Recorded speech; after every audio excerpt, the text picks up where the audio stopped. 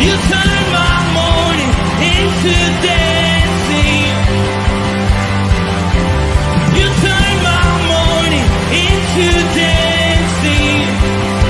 'Cause your love changes everything.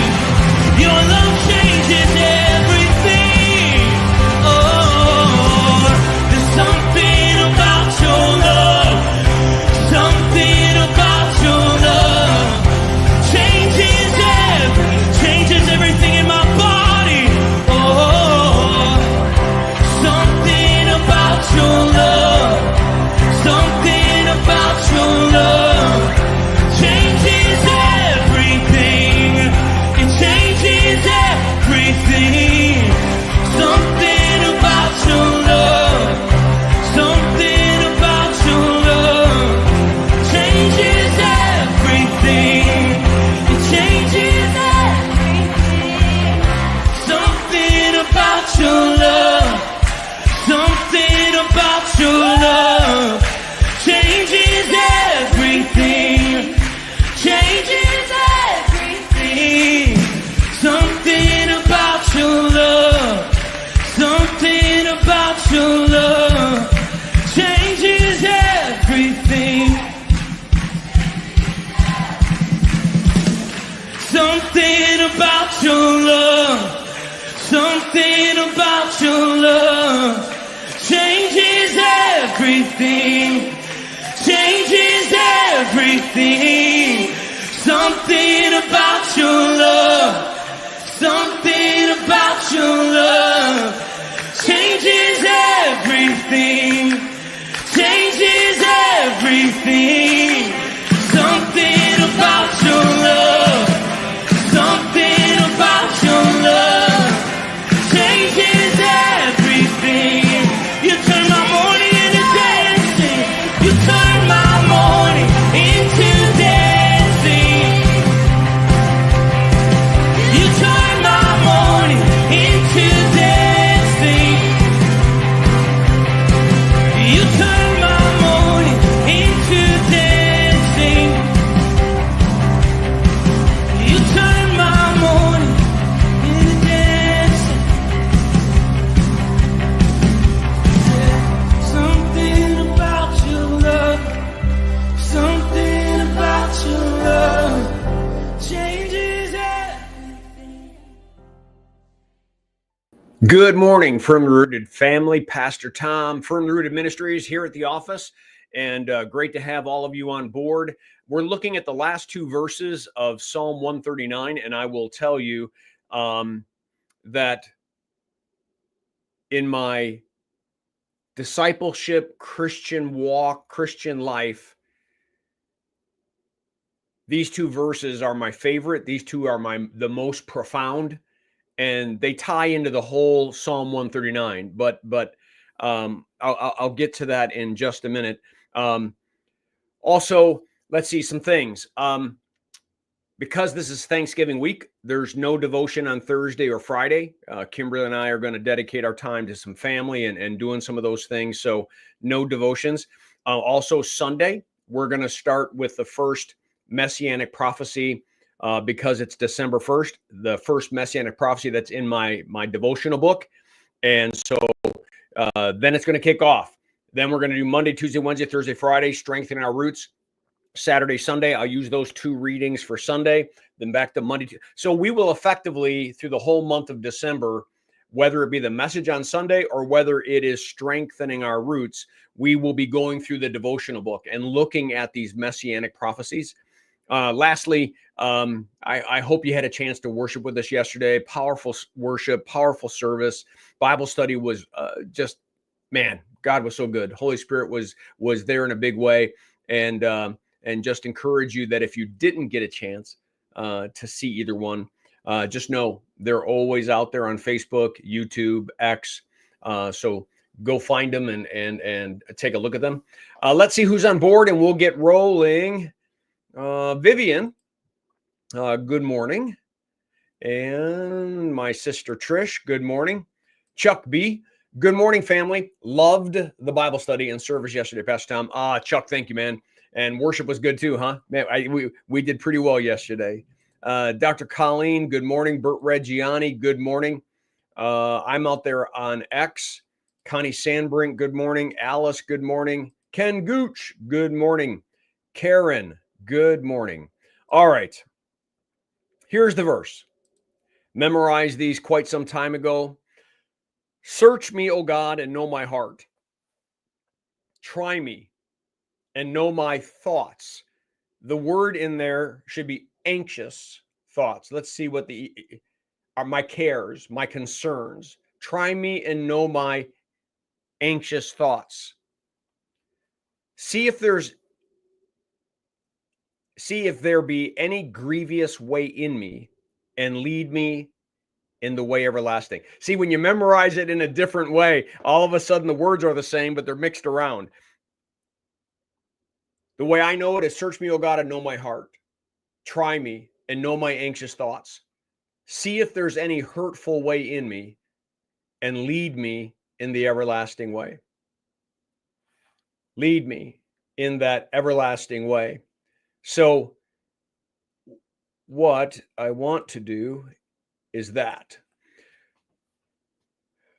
Search me. I want to remind you by doing this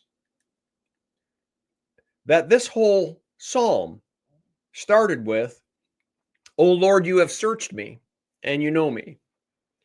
You know when I sit down and when I rise up. You know and discern my thoughts from afar. You search out my path and my lying down and are acquainted with all my ways.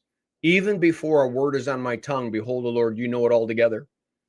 You hem me in behind and before. You lay your hand upon me. Such knowledge is too wonderful for me. It is high. I cannot attain it. It is too high." Something that I say quite often, and let me get back down to the reading itself. There we go. God already knows. Unlike the way we might subtly manipulate a friend or whatever, get them to agree with us, we have this ability to be persuasive, and we won't let certain people see certain things about us and whatnot. God already knows. The thing that hit me in my life, search me, O God, and know my heart. Try me and know my anxious thoughts. One day I just said, you're doing it anyways. You already know. You know my dreams, you know my thoughts, you know the things that I think about. You know my why. You know my why before I go do something. And then it dawned on me.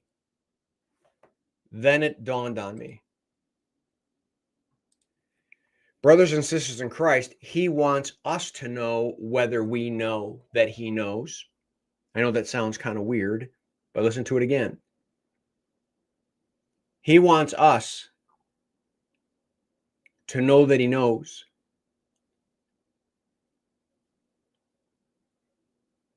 And then he wants to know,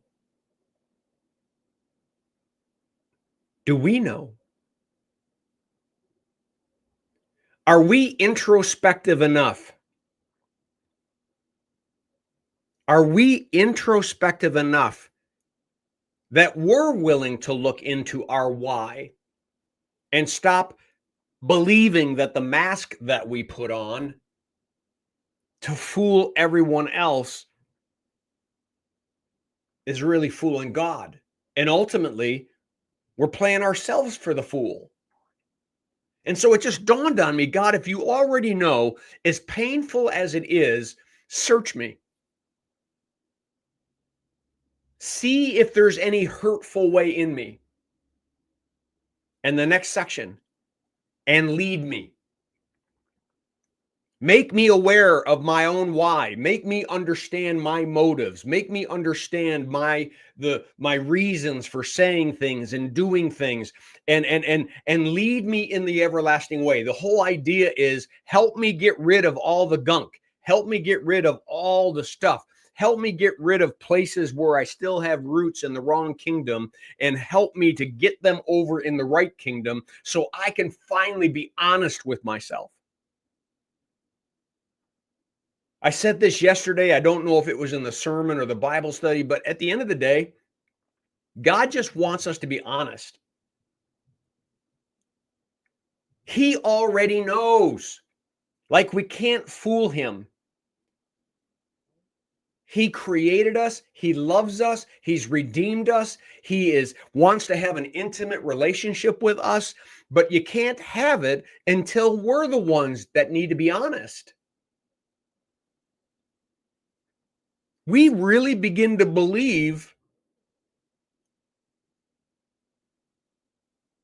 that thing that we're portraying out there. We really begin to believe that that's really us. When in fact, we know that sometimes we're just doing it because someone expects us to do it. But in the back of our head, we're saying how stupid that is or how wrong that is. I don't feel like it, right? Search me, O God, and know my heart. Try me, test me, and know all of my thoughts. I don't fear it anymore because I know that you're a God who created me and redeemed me. I know that I'm fearfully and wonderfully made. I know that your motivation, I need to know your why. And your why, God, is because you love me. It's not because you want to judge me. It's not because you want to condemn me. It's not that you want to drill me into the ground. It's not that you want to send me to hell. You want to save and redeem me. You're a father who will continue to pursue me and pursue me and pursue me. So go ahead. Go ahead. And as painful as it may be, search me. And see if there's any hurtful way in me. And the whole idea is, then help me take it away. Get it out of me. Get that hurtful way out of me so that you might lead me in the everlasting way. Everybody, these two verses, they're not what redeems you. It is the why. It is what's necessary if we're going to grow up as disciples of Jesus Christ. If we're going to get beyond just, I know Jesus died for me and I'm a little baby, in faith. If we're going to mature in the faith, it's time to get at the work. And the work is realizing that God already knows it all. So just stop playing. Just one day, stop. And from that moment on, be honest. Tell him what your true motivation is. Tell him what your true fears are. Tell him what your true anger is. Tell him. Don't hide it. Let it out. And he will tell you that he already knows. But what he will do is pull all of that out and guide you in the everlasting way by putting back in his love and his truth, transforming your heart and mind by the power of the Spirit to become something that's honest, that's not plastic. Oh, for the day when people just see us for who we are and they see the transformation that our mighty God has done in our lives. And I know I'm beginning to preach, so I should probably stop, but there's some secrets here about how to become a Christian. And I don't mean becoming a believer.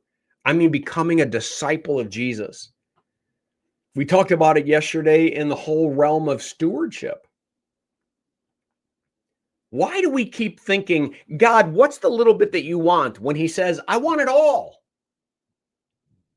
You're asking the wrong question, but the reason why you're asking it, because I know the intent of your heart. You're not willing to give me everything. I want it all. And over time, I want it all. So that you might die to yourself and rise, so that you might be who I've made you to be, not who you're making yourself to be. All right. I hope that makes sense. Powerful verses. I'd encourage you to highlight and mark these verses. I would encourage you to go to Psalm 139 often, as David is getting into the heart and mind of God, which overwhelms him which gives him the ability to finally be honest with God and say, okay, let's do this. Last time, search me, O God, and know my heart. Try me and know my anxious thoughts.